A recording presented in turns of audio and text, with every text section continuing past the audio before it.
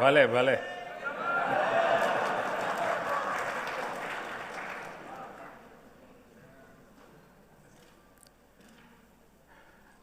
Director General, Madam Bukova, Excellencies, ladies and gentlemen, I am truly honored to address UNESCO. I feel especially privileged to visit this great institution in its 70th anniversary year. This milestone reminds us of a fundamental achievement of our age for the first time in human history. We have an organization for the entire world, the United Nations.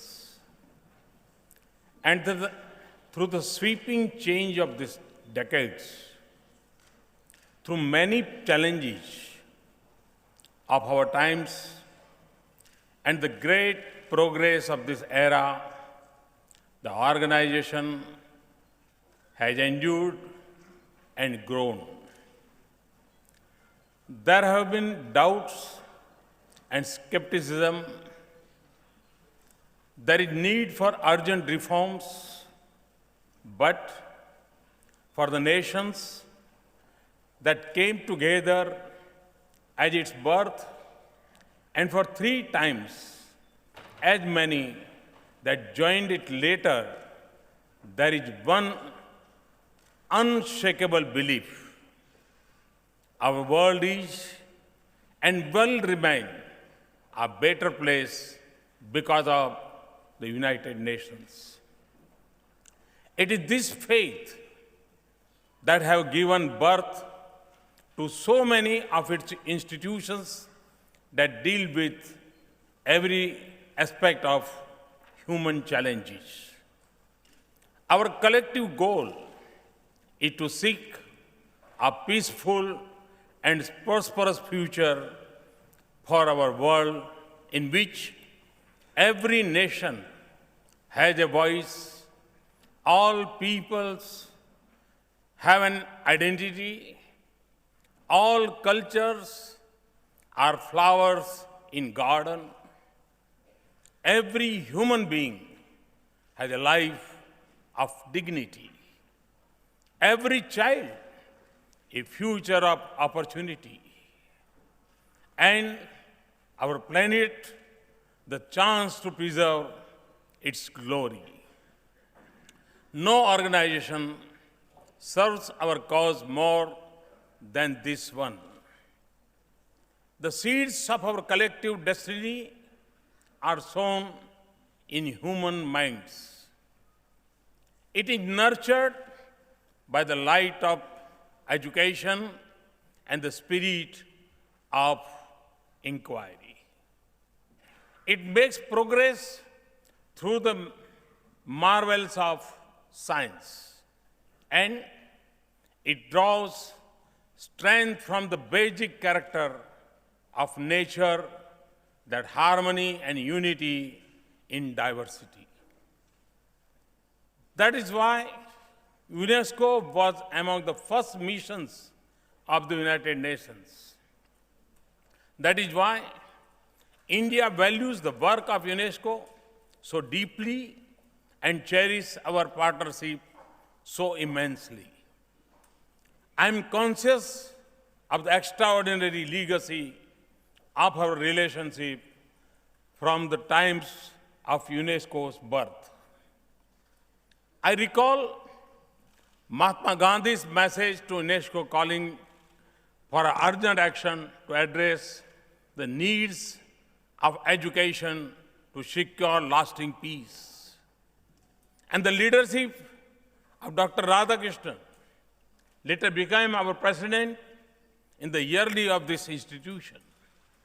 We are grateful for UNESCO's support for education and science in India and for preservation of our cultural heritage. Equally, we are privileged to have worked with UNESCO in support of its mission around the world. For in the challenges India faces and the dreams that Indians seek, our approach mirrors the ideals of UNESCO. We have built a modern state in an ancient land with timeless tradition of openness and coexistence, and a society of extraordinary diversity. The foundation of our Constitution rests on a fundamental principles: the peace and the prosperity of all is indivisible for the welfare of the individual. The strength of the nation is determined by the joint hands of every citizen, and real progress is measured through empowerment of the weakest. This has been our creed since we assumed office nearly a year ago. And where we shall urge for our progress not just by the cold statistics of growth, but by the warm glow of belief and hope on human faces. For me, it means many things. We will defend and protect the right and liberty of every citizen. We will ensure that every citizen of every faith, culture, and creed has an equal place in our society, belief in her future, and the confidence to pursue. Education always had a special place in our tradition. As our ancient sayings, it is Vaye krute bhartati eva nityam vidya dhanam sarva pradhanam. The wealth that increases by giving. The wealth is knowledge and is supreme of all possessions. We have launched the most ambitious program to provide skills to our youth and education for every child in the remotest villages. Our progress will remain a mirage unless women no longer suffer from daily fear or barriers to opportunity, and when they are no longer victims of exclusion and prejudice. And this change must begin with the girl child. So the program to educate and support the girl child in India is one that is closest to my heart. We will ensure that they can go to school and also that they can attend in safety and dignity. Today, the digital age has created opportunities beyond imagination, but digital divide can expand disparities. On the other hand, digital connectivity and smartphone have created a revolution of possibilities to educate, deliver service, and extend development. This is the most exciting change in our era. Our digital India will create a participative, transparent, and a responsive government connected to the citizens. And we have launched a digital literacy mission to connect each of our 600,000 villages. The link between habit and fulfillment of human potential is deep and strong.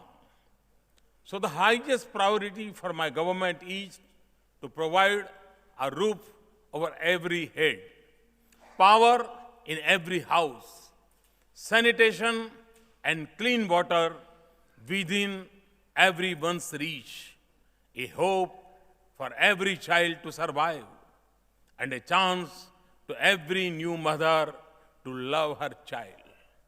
It also means clean rivers, air that we can breathe, and forests filled with the sound of birds. To achieve these goals, we need not just policies and resources, but even more the power of science. For us, science is driven by the larger purpose of human development and for a safe, sustainable, prosperous future for India.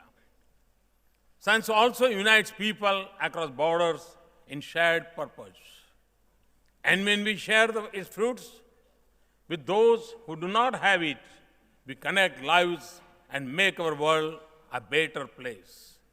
India never forgets the help we have received in our early year. Today, we are fulfilling our responsibility to others.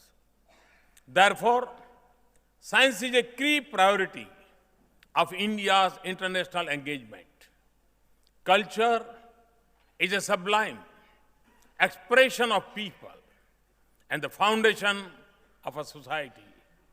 UNESCO's initiatives to preserve the world's cultural heritage, including in India, are inspiring. We see India's rich and diverse cultural heritage as humanity's wealth, and we will do everything to preserve it for future generations. We have launched Heritage Development and Augmentation Yojana Hriday, or Heart in Hindi, to preserve the cultural heritage of our cities. We have started a special scheme called Prasad, or offering pilgrimage, rejuvenation, and spirituality augmentation drive for rejuvenation of our pilgrimage centers. Madam Chairman, I speak of our vision and initiatives because in our own aspirations and efforts, we see the value of UNESCO to our world with great clarity.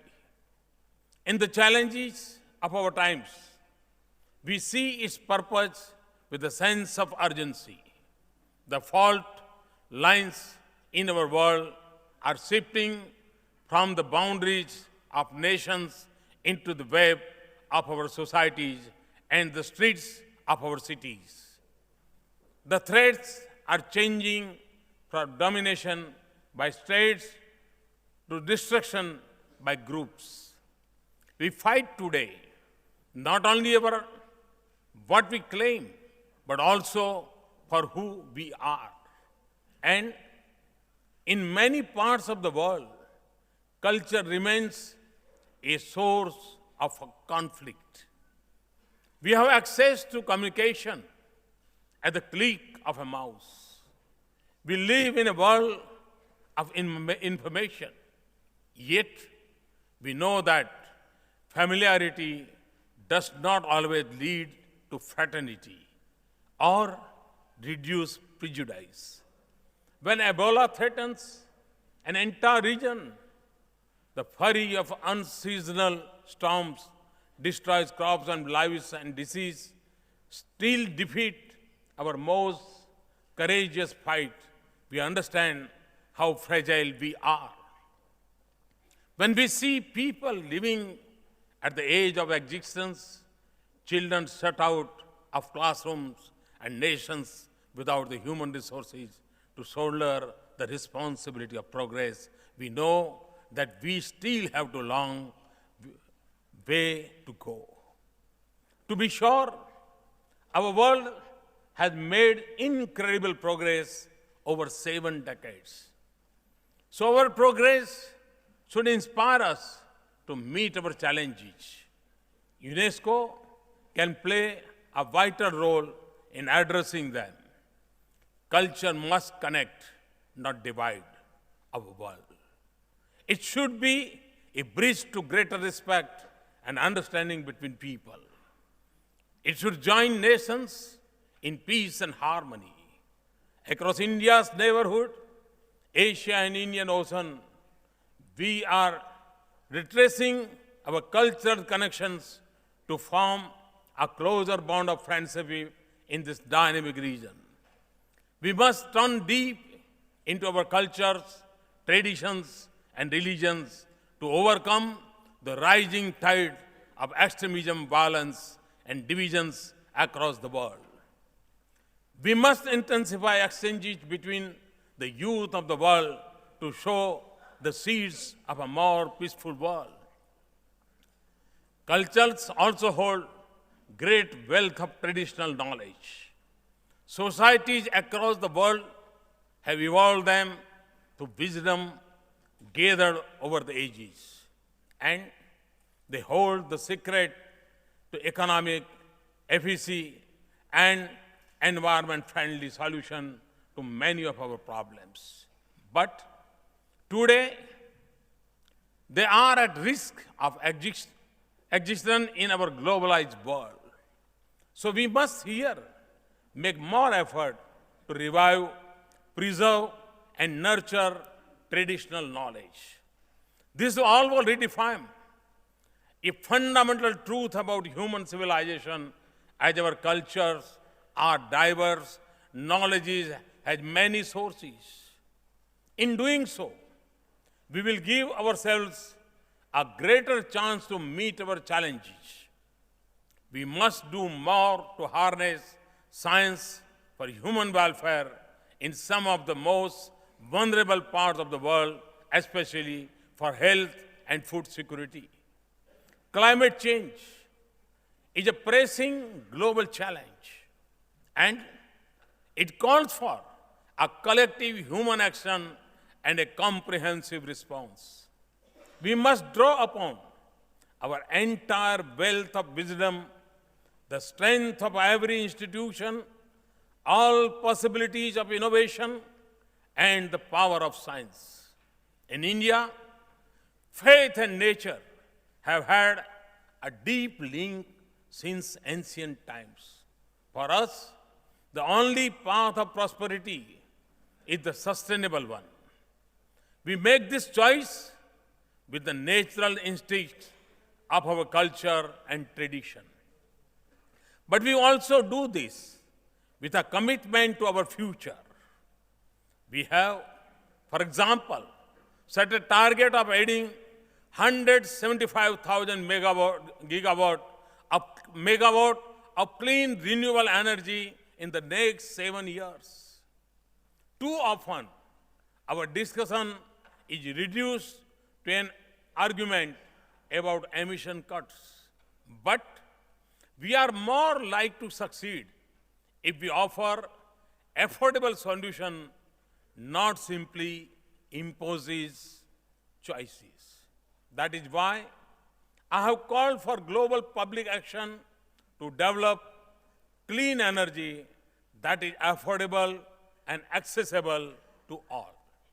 And it is for the same reason that I call for a change in lifestyle, because the emission reduction that we seek will be the natural outcome of how we live. And it will also mean a different path to economic well-being. It is with this vision that I had called the United Nations General Assembly last September to declare June 21st as the International Day of Yoga. Yoga awakens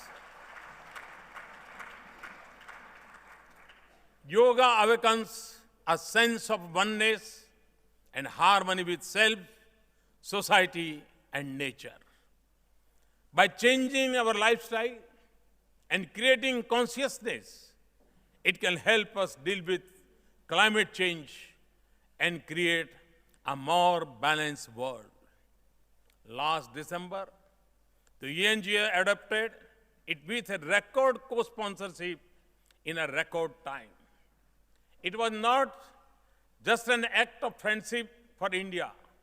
It reflected our collective ability to go beyond our familiar boundaries in search for solutions to common challenges.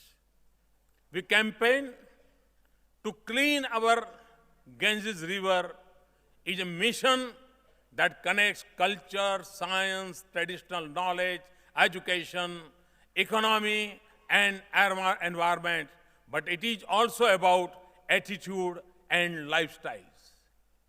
Madam Chairperson, outside this hall, I paid respect at the statue of a great Indian philosopher and sage, Sri Aurobindo. There is much that we can learn from his human and spiritualism. From his belief in the unity of individual consciousness with the world outside, the enlightened purpose of education, the service of science, and the unity of world founded on national freedom, diversity of civilizations, and autonomy of culture. It is a guiding spirit for the purpose of this institution, the defense of peace and the mind of man. The 70th anniversary is a moment to celebrate our remarkable journey so far. It is also a time to look ahead with wisdom that has come with time and experience. Whatever we wish to achieve as United Nations, UNESCO will always have a part to play, whether it is sustainable development or post-2015 agenda, climate change, or peace and security. UNESCO's responsibilities to our future have become bigger, and so our resolve must be stronger. Thank you very much for this opportunity. Thanks a lot. Thank you.